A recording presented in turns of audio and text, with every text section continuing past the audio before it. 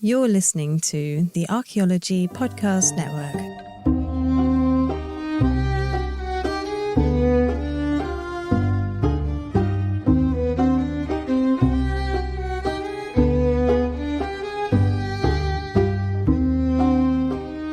Welcome to Digging Up Ancient Aliens. This is the podcast where we examine strange claims about alternative history and ancient aliens in popular media.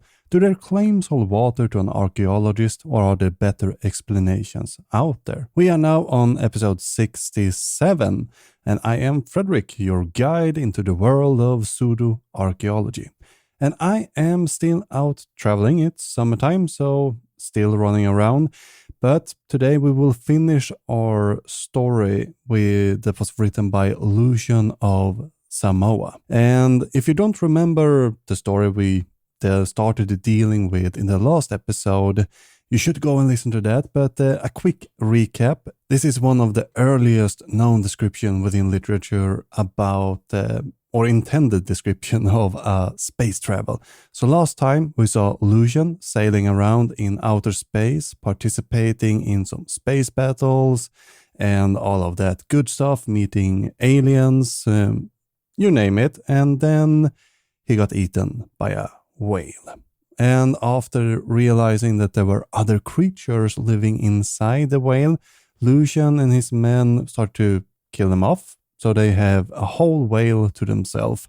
So we will pick things back up while Lucian is still trapped inside this giant whale. But before that, as always, I want to give a huge thanks to all the patrons and members, just like Andrea, for example. Your support is amazing and fantastic. And if you want to help supporting the show, I will tell you where to go at the end of the episode. There aren't many sources or resources used in this particular episode, but you can still go to the website diggingupancientaliens.com and check around a bit. There's a lot of interesting things going on there.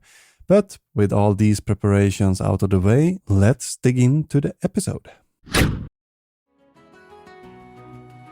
Are you tired of wandering around historical sites, wondering if those signs really tell the full story? Well, say goodbye to those frustrating moments with Historian. Historian is your guide through history, right at your fingertips. With our app, you can download well-researched historical tours for a number of sites, all written by real humans. No AI here. Imagine having your own private guide narrating the rich history of every location you visit. Whether you're discovering new places or learning new things about your favorite sites, Historian elevates your experience with convenient and engaging narration. It also works as an audiobook, meaning you can explore new sites from the comfort of your couch.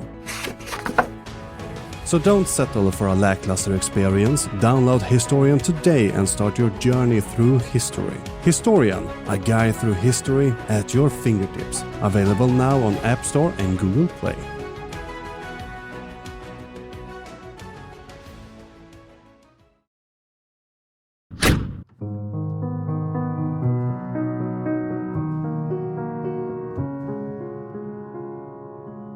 After a while, we grew tired of living inside the whale and our prolonged stay began to bother us. So we started brainstorming ways to free ourselves from this captivity.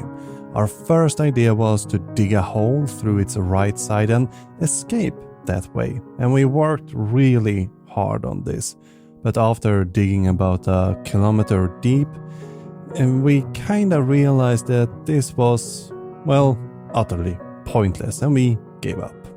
Next, we decided to set the wood on fire, figuring that it would definitely kill the whale from, smoke poisoning, but from the inside, which would make our escape a bit easier. We put this plan into action and started the fire at its tail. The fire burned for 7 days and nights before the whale even felt it. By the 8th and 9th day, we noticed that the whale was getting sick and it gaped more sluggishly than usual and closed its mouth a lot quicker than before. By the 10th or 11th day, the whale was seriously sick and started to stink. On the 12th day, we realized almost a bit too late that unless we propped open its jaw, the next time it gaped, we would risk being trapped forever inside a dead body and perishing miserably. We propped the whale's mouth open with long wooden beams to keep it from closing. Then we started to prepare our ships, stocked up on some fresh water and other necessities, with Pythagoras acting as our new pilot. The following day, the whale died, and we navigated our boat through the passages in its body and secured cables around the teeth and gradually lowered it back into the sea. We climbed onto the whale's back, offered sacrifices to Neptune, and camped by our monument of triumph for 3 days since there was no wind on the ocean. On the 4th day we set sail again and encountered many corpses from the recent sea battle. Our ship bumped into these bodies, which we measured with great curiosity. We sailed for several days in calm weather until a bitter northern wind brought a severe frost.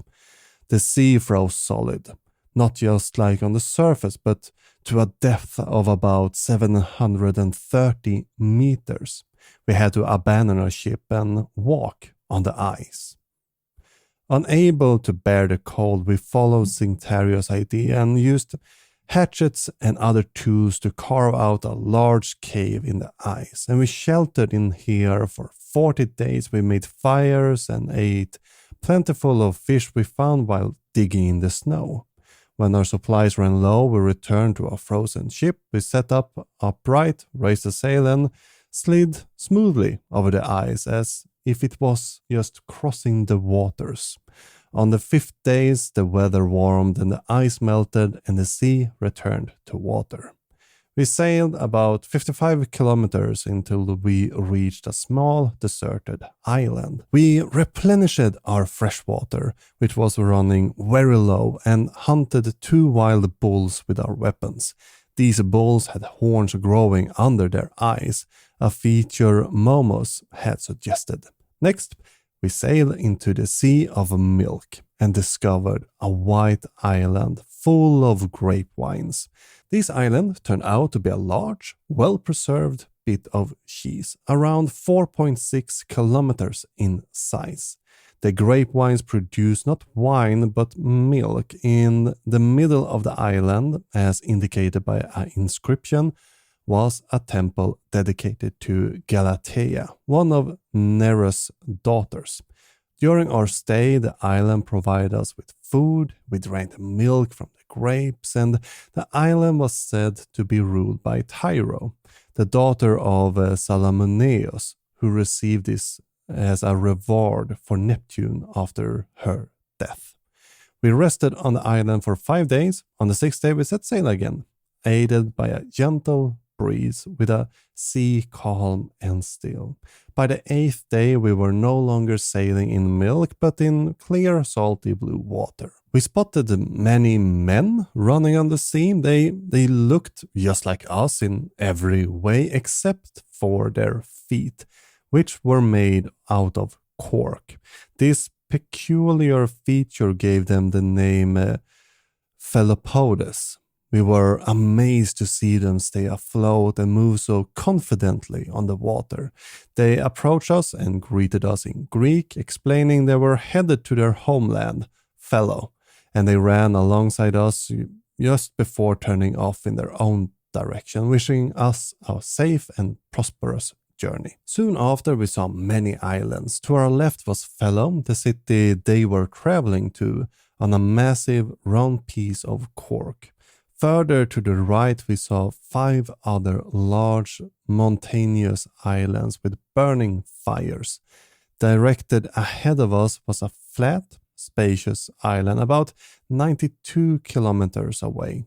As we neared it, a wonderful, fragrant breeze, reminiscent of scents described by Herodotus from Arabia the Happy, wafted over us. The air was filled with a delightful mix of rose, daffodil, gilliflowers, lilies, violets, myrtles, bay leaves, and wine blossom. Delighted by the smell and hopeful for better fortunes after a long journey, we approached the island. It had numerous safe, large harbors and clear rivers flowing into the sea, surrounded by meadows, herbs, and musical birds singing on both the shore and in the tree. A gentle breeze stirred the woods, creating a continuous pleasant melody similar to wind instruments in a quiet place. There was also harmonious sound like a joyful banquet, with some playing music, some praising it, and others just clapping along.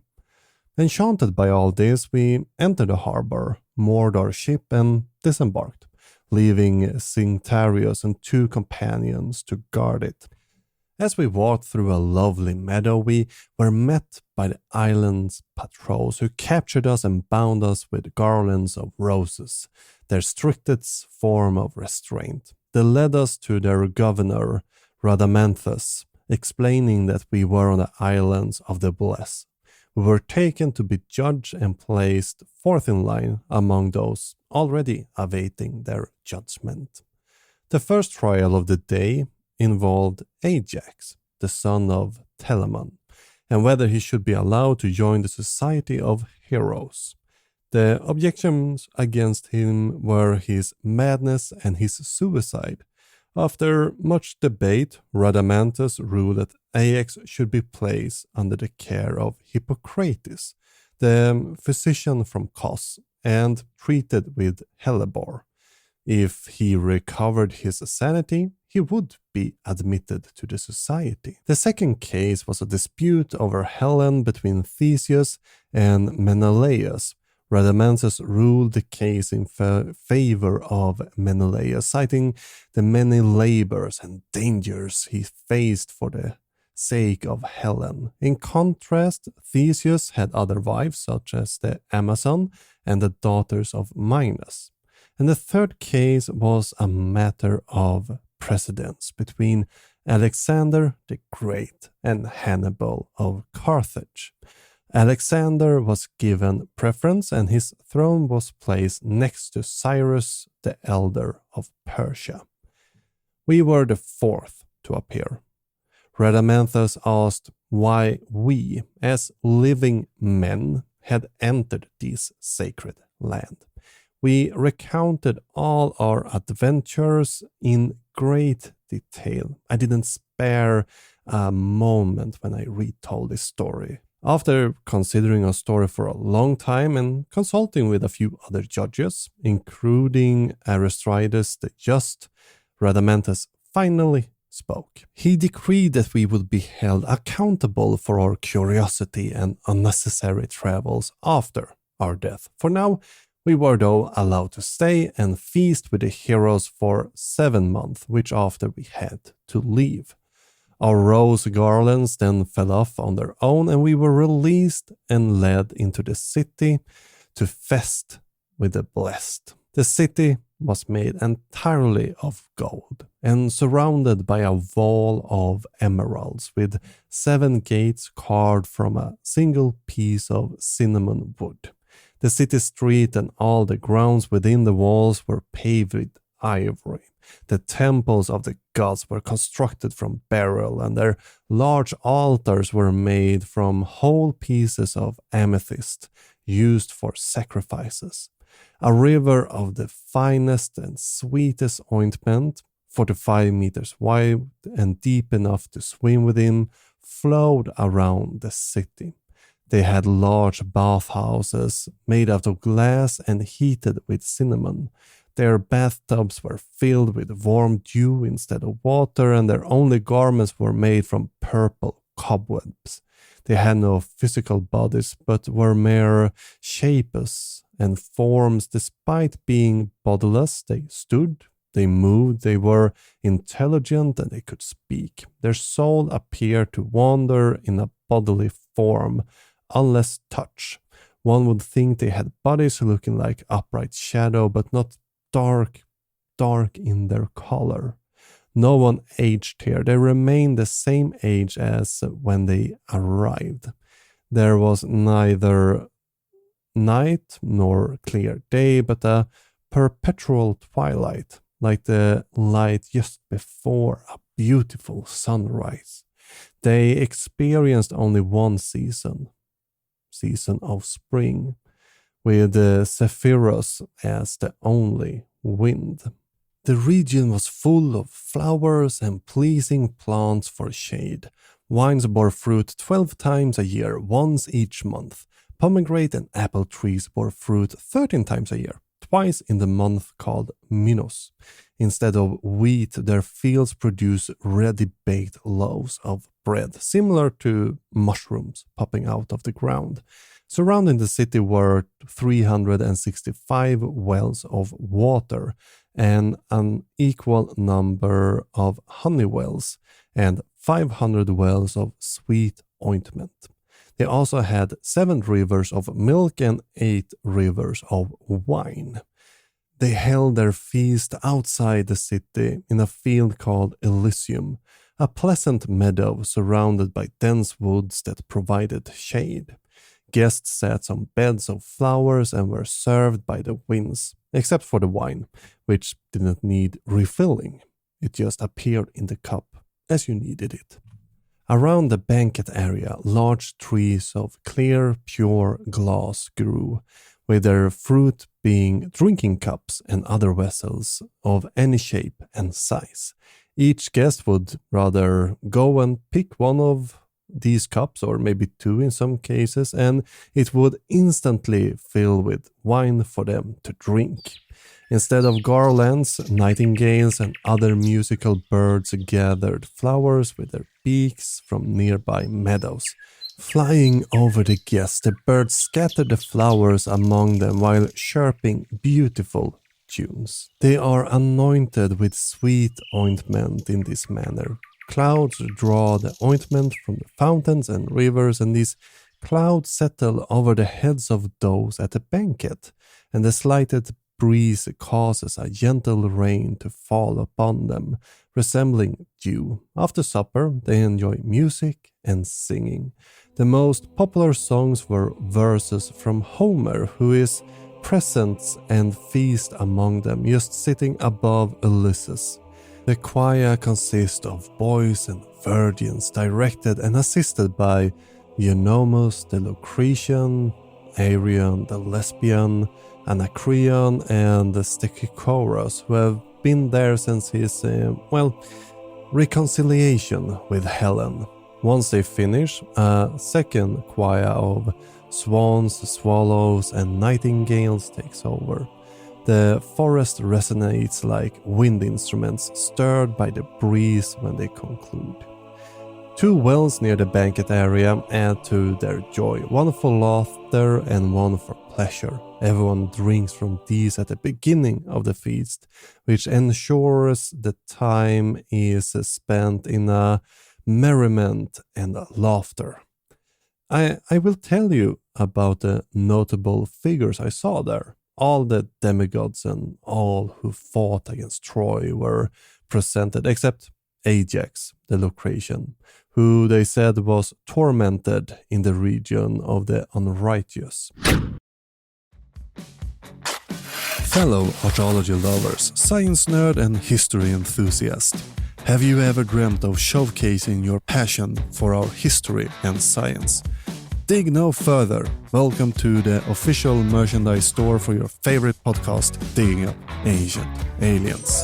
Embark on a journey through time with our exclusive collection. Wrap yourself in the mysteries of the past with our range of themed shirts, mugs, and apparel. Each piece tells a story about your passions and podcast preference. And for the devoted archaeology aficionados, unveil our latest treasure, the Archaeology Mafia t-shirt. It is more than just apparel. It's a statement, a tribute to those who dig deeper, question the unknown, and unravel the secrets of our ancestors. These are not just merchandise, they are future relics from a time yet to be fully understood. Symbols of your dedication to unveiling the truth behind ancient aliens and the real wonders of our past. Join the crew of Digging Up Ancient Aliens, wear your curiosity, flaunt your knowledge, and join the archaeology mafia. Visit our store now and you will get an offer you can't refuse. Let's keep the spirit of exploration alive. Log on to diggingupancientaliens.com/store and grab your piece of history. Remember, the past is always present.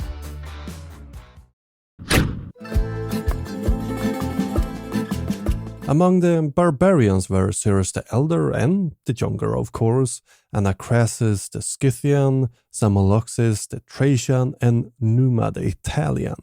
Also present were Lycurgus the Spartan, Phocion, and Tellus the Athenians, and all the wise men except Periander. I saw Socrates, the son of Sophroniscus, chatting with Nestor and Palamedes. Nearby were Herodotus the Spartan and the handsome Narcissus and Hylas among the other beautiful youth. Socrates seemed particularly fond of Hyacinthus, speaking with him more than anyone else. This behavior annoyed Rhadamanthus, who often threatened to banish Socrates from the island if he didn't stop this foolish gesturing at their banquets. Plato was not present, as he was said to dwell in a city of his own design, governed by the laws that he prescribed. Aristippus and Epicurus were prominent because they were the most pleasant and friendly there. Diogenes the Cynic had changed so much that he married Lais, the courtesan, and often got so drunk that he would dance around in a wild mess. Aesop the Phrygian served as their jester. Not a single Stoic was there, as they were busy climbing the heights of virtue. Chrysippus was reportedly not allowed to enter the island until he purged himself with hellebore 4 times. The academics of the world wanted to come here, but, they were unfortunately skeptical about the island's existence and reluctant to be judged by Rhadamanthus, having abolished all kinds of judgment. Many desired to go and follow these healing there, but their slothfulness made them turn back halfway. These were all the notable men I saw there, with Achilles regarded as the best among them, followed by Theseus. As for their manner of intimacy and relationships, they coupled openly with both males and females without any shames. Only Socrates claimed his relationships with young men were platonic, but no one believed him. Hyacinthus and Narcissus openly admitted otherwise, despite Socrates' denials. The women were shared among all the men, and no one objected to this, making them the best platonists in the world. Boys also willingly offered themselves to any man's pleasure without objection. After spending 2 or 3 days like this, I took the opportunity to speak with the poet Homer. During one of our free times on the island, I asked him about his origins, a topic that had been a puzzle to us for a very long time. He said he himself was uncertain because some claimed that he was from Chios, others from Smyrna, and many claimed that he was from Colophon. However, he revealed that he was Babylonian, originally named Tigranes. The Greeks called him Homer when he lived among them as a hostage. I also inquired about the disputed verses in his works, asking if they were indeed his. Homer confirmed that they were all his, criticizing Zendotus and Aristarchus, the Grammanians, for their poor judgment. When I asked why, he began his poem with anger. He said it happened by chance, not really by premeditation, I also question whether my new friend wrote the Odyssey before the Iliad, as some actually believe, but Homer confirmed this was not the case. Regarding his alleged blindness, I soon realized that it was very untrue because he clearly could see what was going on around him.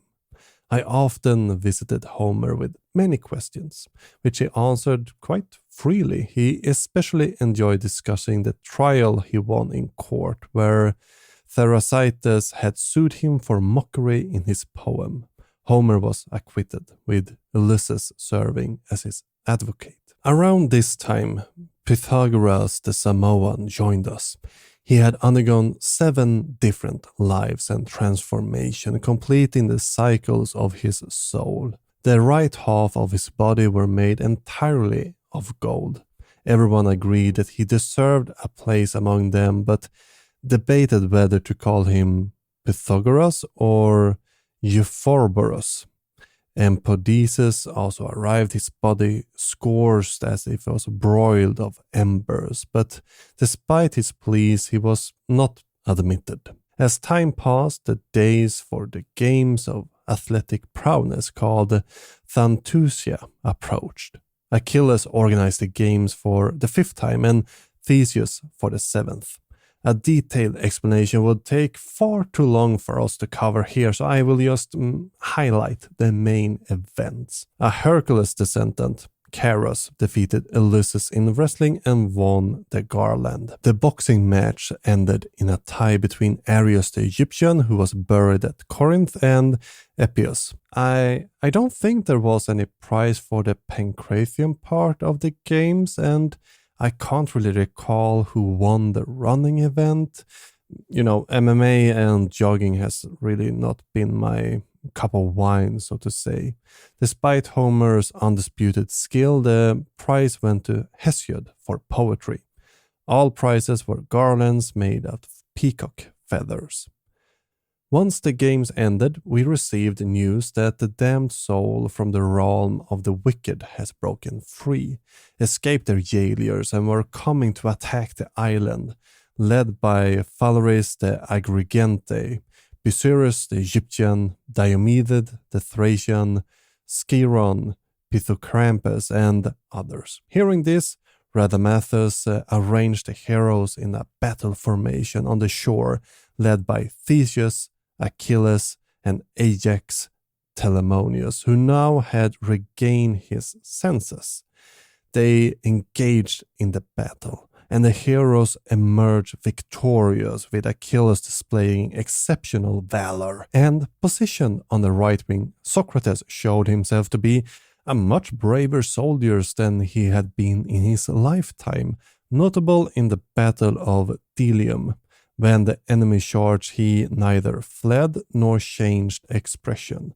For his bravery, Socrates was awarded a beautiful, spacious garden in the city's suburb, which he named the Necrademia. There he invited many to discuss philosophy.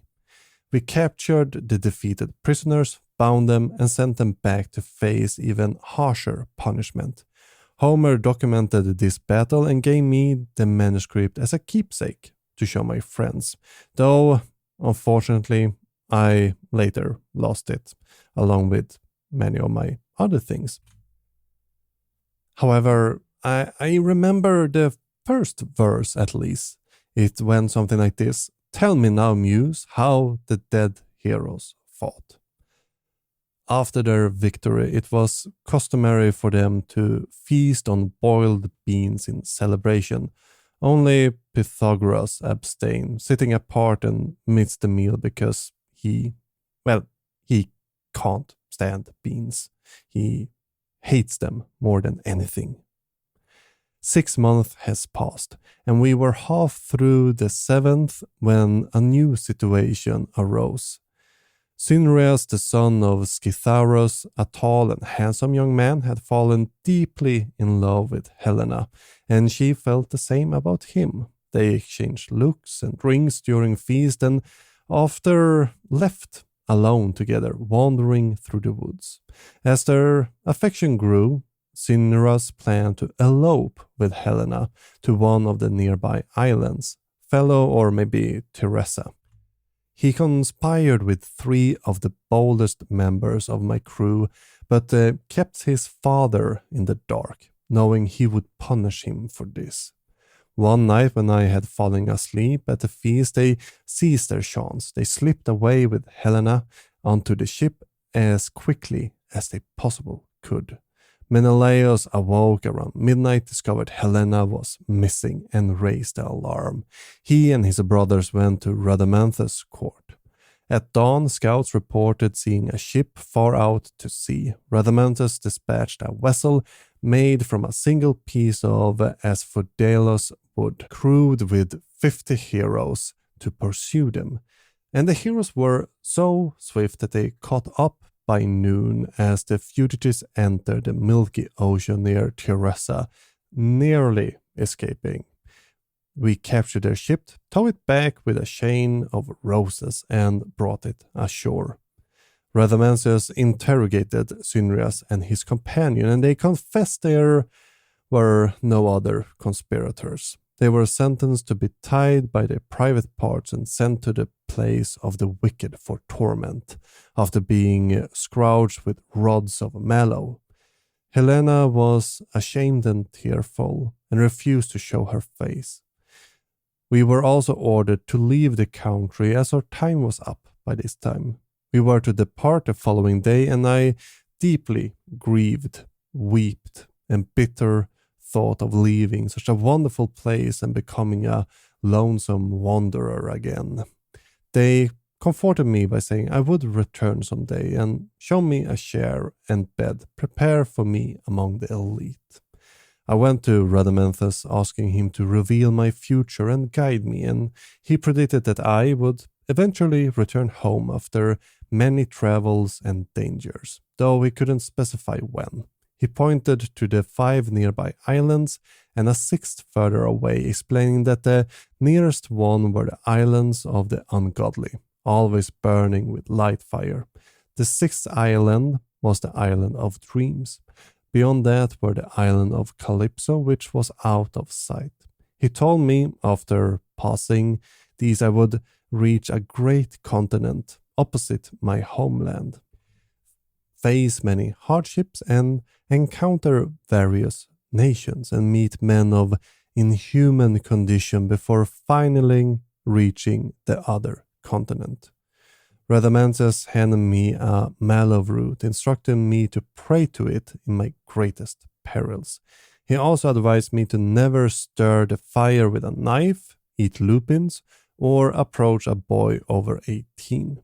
Remembering these instructions would increase my chances of returning to the island. He prepared to leave, feasting with the heroes at the usual hour.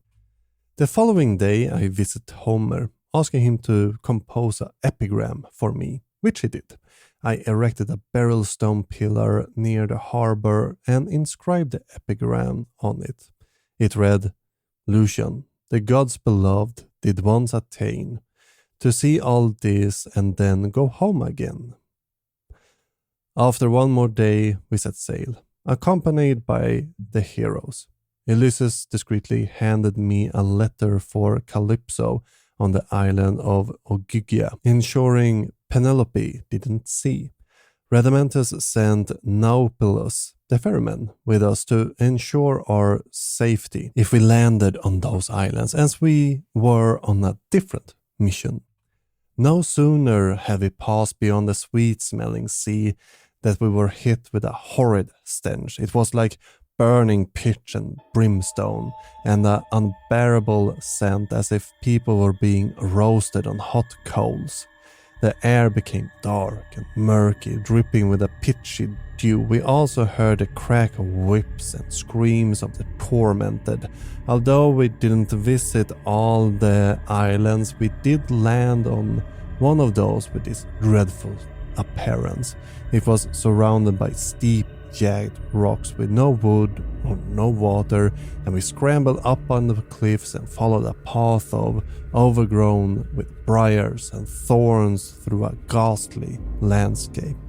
When we reached the prison and place of torment, we were amazed at the nature of the island, which produced no flowers, but only swords and daggers. Surrounding it was several rivers, one of dirt, another of blood, and the innermost of burning fire. And this fiery river was broad and impassable, flowing like water and churning like sea waves, filled with a furious fish, some large as firebrands, others small like coals of fire called Lucian. These were only one narrow entrance, guarded by Timon of Athens. But with the help of Naupolos, we managed to get in. Inside we saw many being tormented, both kings and commoners. Among them was Kinrias, who were tied to his private parts and suspended in the smoke. Worst torments were reserved for those who had lied and written falsehood in their lifetime, like Cestius the Scythian or even Herodotus. Seeing this, I felt hopeful that I would never end up here, as I didn't recall even telling a lie at any point in time. Everything I said up to this point has always been the truth. We quickly returned to our ship, unable to endure the sight any longer, and bid farewell to Naupolos, sending him back. Soon after, we approached the Islands of Dreams, a dim and elusive land, much like dreams themselves. The island seemed to recede as we neared it, and appearing farther away than as we first saw it. Eventually, we did actually reach it and enter the harbor called Hypnus, near the Gate of Ivory, where the temple of Alctrion stands. We landed late in the evening. Upon entering the gate, we encountered many dreams of various forms. But first, let me describe the city, as no one else has provided any good description. Even Homer only briefly mentioned it, with very little detail of it. The city is surrounded by a dense wood of extraordinary tall poppies and mandragonas, home to countless owls, the only birds on the islands. Nearby runs a river called Nyctroporus, and at the gates are two wells named Negretus and Pangaea. The city's high wall changes color like a rainbow and has 4 gates, not just 2 as Homer mentioned. 2 gates face the fields of sloth, one made of iron and the other of potter's clay, allowing passage for dreams that represent fear, blood, and cruelty. The other 2 gates face the harbor and the sea, one made of horn and the other of ivory, which is the one we entered through. Upon entering the city, we saw temples of the night on the right, and the inhabitants revere night and Alecrythion above all gods. Alecrythion also has a temple near the harbor. On the left stands the Palace of Sleep, who is the sovereign king over all and have appointed 2 great princes to govern under him, Taraxion, the son of Matogenes, and Plutocles, the son of Phantasion. In the center of the marketplace is a well, named the Caretois, flanked by 2 temples, one of falsehood and the other of truth. Each temple has a private cell for its priest and an oracle, where Antiphion, the chief prophet and interpreter of dreams, presides. Sleep appointed Antiphion to this place of honor. These dreams varied greatly in nature and shape. Some were long, beautiful, and pleasing, while others were short and kind of deformed. Some appeared as golden and splendid, while others seemed poor and beggarly. Someone had wings and monstrous form, while others were grand as in a triumph, depicting kings, gods, and other notable figures. Many of the dreams were familiar to us, having been seen by us before. They greeted us as our old friends and lulled us to sleep and entertained us with a lavish feast. They promised to make us kings and princes and took us home to show our friends, only to return us the following day. We spent 30 days and nights among them, sleeping and feasting until a sudden clap of thunder woke us. Startled, we gathered provision and set sail again. On the third day, we landed in Ogygia. During the journey, a bit ashamed to admitting this, but I actually opened the letter I was to deliver and I did read the contents of it. It said something like this. Ulysses to Calypso sends greetings.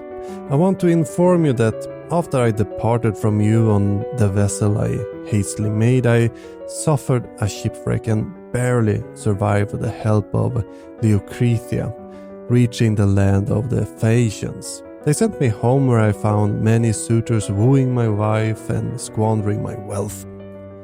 I killed them all but was later slain by my own son, Telegonus, who I had fathered with Ceres. And now I am on the island of the blessed, daily regretting my decision to leave you and forsake the immortality you offered. If I find the opportunity, I will slip away and return myself to you. The letter also mentioned us, stating we should receive a warm welcome. Not far from the shore, I did find the cave Homer described, and there was Calypso, busy with her wool. Upon receiving the letter, she wept bitterly, but welcomed us warmly and treated us to a meal. She asked many questions about Ulysses and Penelope, asking if she was as beautiful and modest as Ulysses often boasted. We answered in the ways we thought would please her the most. After resting near the shore, we set sail in the morning, only to be caught by a violent storm that tossed us for 2 days straight.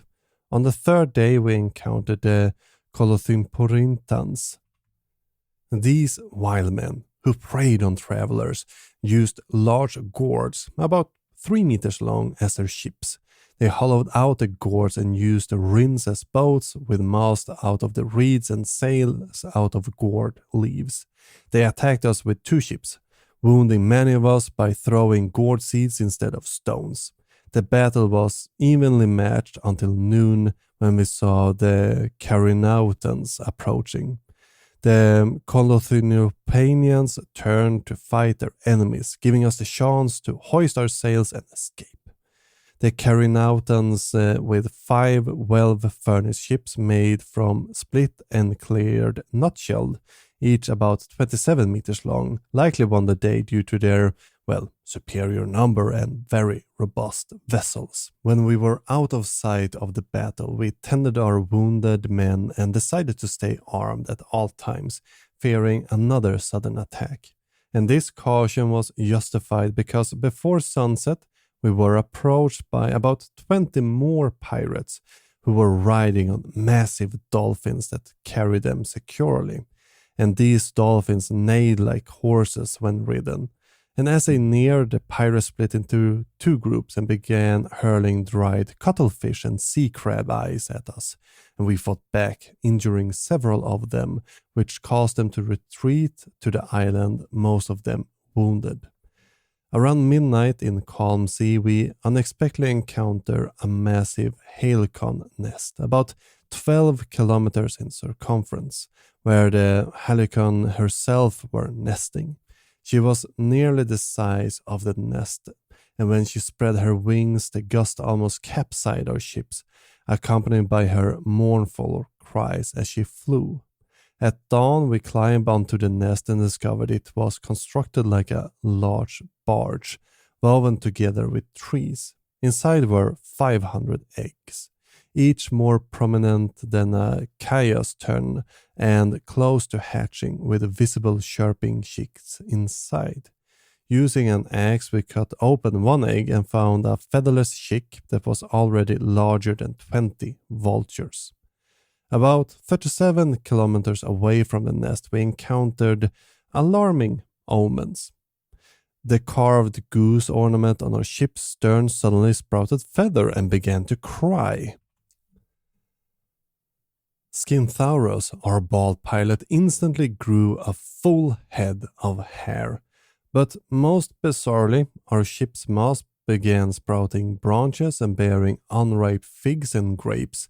And disturbed by all these signs, we prayed to the gods to avert any impending disaster. After traveling another about 92 kilometers, we came upon what seemed to be a vast forest of pine and cypress trees. It appeared to be land, but it was a sea of immense depth, with floating trees that stood firm and upright on the water without any roots whatsoever. We were a bit at a loss, as navigating through the dense forest was a bit impossible for a ship, and turning back safely seemed equally unlikely. So I decided to climb up on the top on the highest tree that I could find to get a lay on the land. The forest stretched about 9 kilometers, and I saw another ocean beyond it. And we decided to try to lifting our ships onto the dense tree leaves and cross them to the other ocean this way. Using a solid cable, we wrapped it around the treetops and managed with, well, great effort, to be honest, hoist it up our ship and place it on the branches.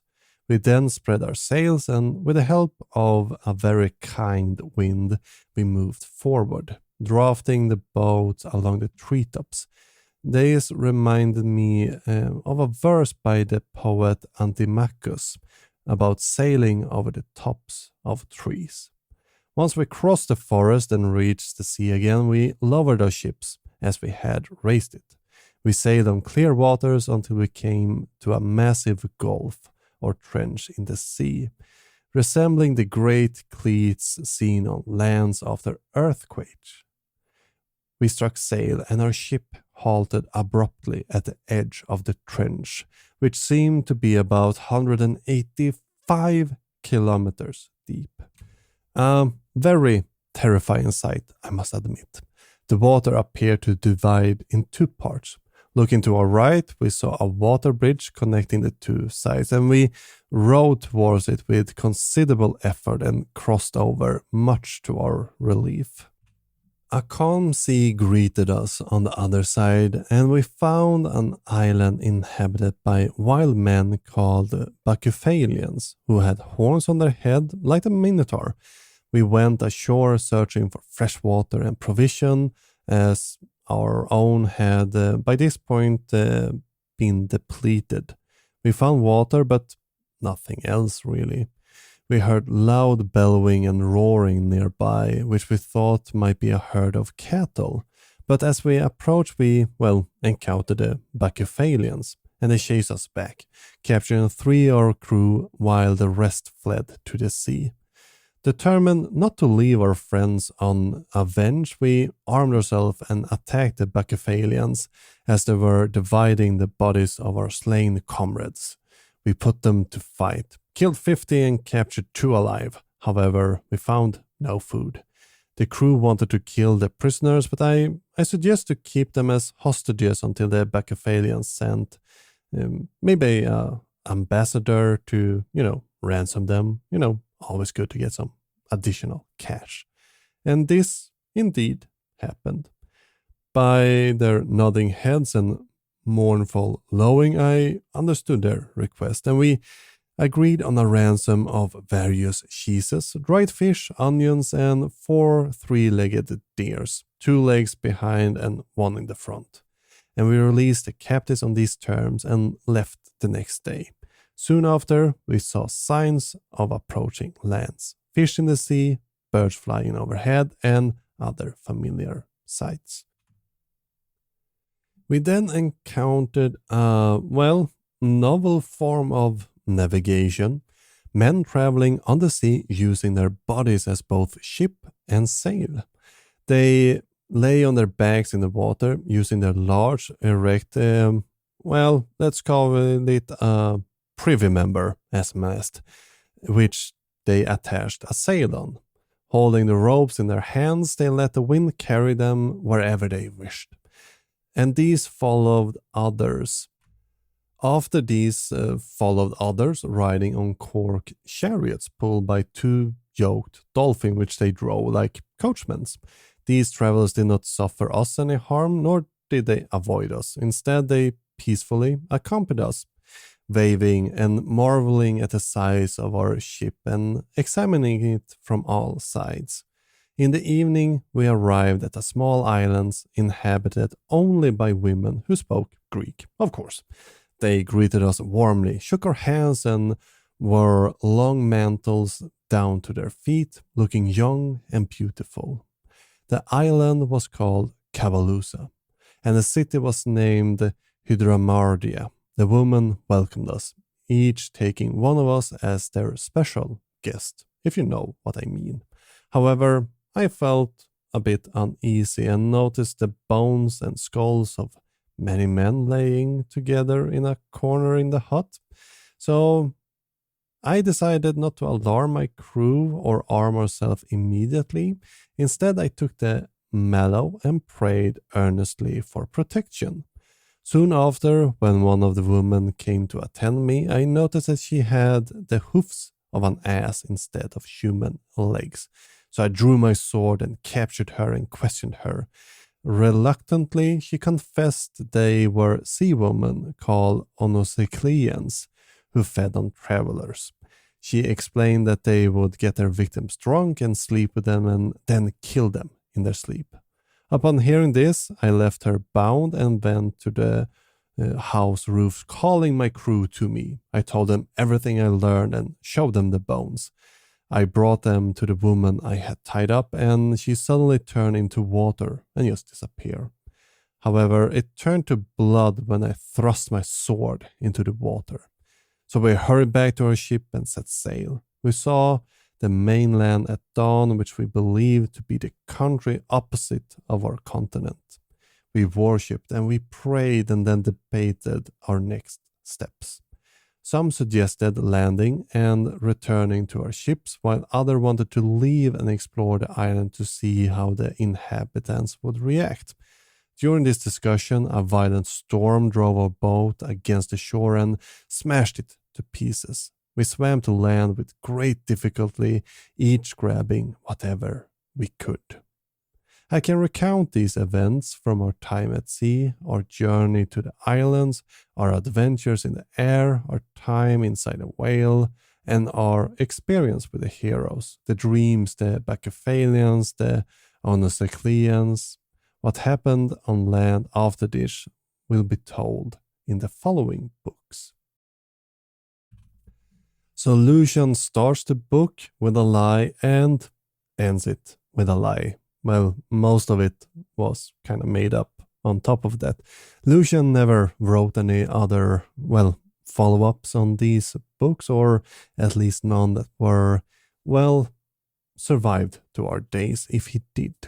But I really do find Lucian's writing rather, funny, and how he punished poor Herodotus on the islands with all the punishments and torments and all of that. But I think it's a good story in the sense that he actually trying to describe space travel again, as many of these ancient alien promoters claim that other things are doing, yet they haven't mentioned this story at all. Could it be that Lucian admits to lying in the beginning? It's hard to spin a good story from it.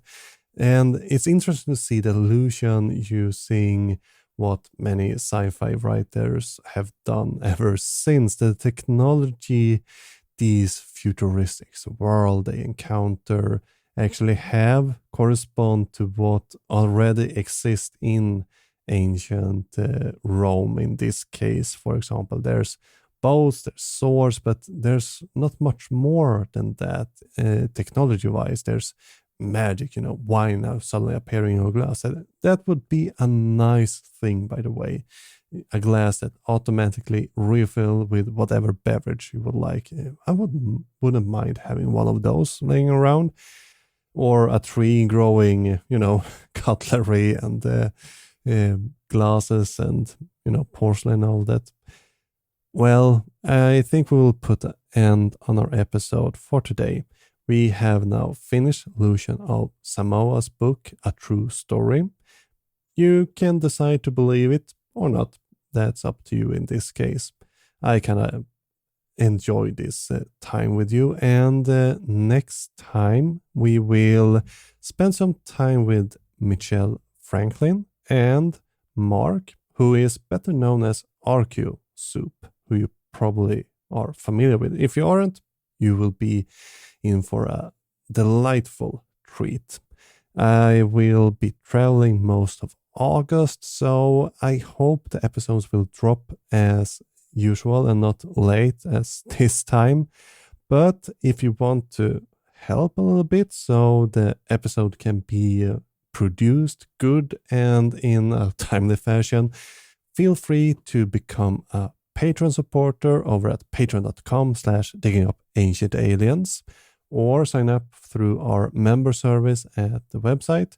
You get bonus content, early episode, extended episode if that's possible for that week, and a lot of goodies and other stuff coming up there. But this is a great way to support the show, and it really helps with everything from research to books to, everyday things. But on that note, I will recommend you to go to Digging Up Ancient Aliens if you want to contact me, or just send me an email to frederick@diggingupancientaliens.com. I really want to hear from you if you have any suggestions or any questions or comments or any of that. And if you want to support the Archaeological Podcast Network, you should definitely go and check out all the wonderful shows over there. We have so many. We have Andrew Kinkella's Pseudo-Archaeology show. We have a Tea Time with Lillian. A lot of goodies over there. And they also have a member thing if you want to support the network more on a larger scale level. You get some bonus stuff there too. And the intro music was created by Sandra Martelor, and our amazing outro music is written and performed by the punk band called Trallskruv, and the song is called Tinfoil Hat or Foliehatt. Links to both of these artists can be found in the show notes. Now, until next time, keep shoveling that science. Men jag skyddar mig för jag har foliehatt. Och så säger ni, det är en galen fantasi att Engels manipulerar oss med telepati. Ni tycker att jag redan är besatt, men jag skyddar mig för jag har foliehatt.